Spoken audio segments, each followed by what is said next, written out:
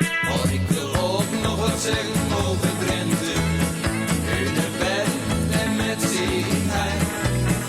En een paardje niet te vergeten. Want die jong, die heurt er ook niet. Wil er heel mijn leven wonen. Want in Drenthe, daar voelt me zo thuis. Want in Drenthe ben ik thuis en in Groningen.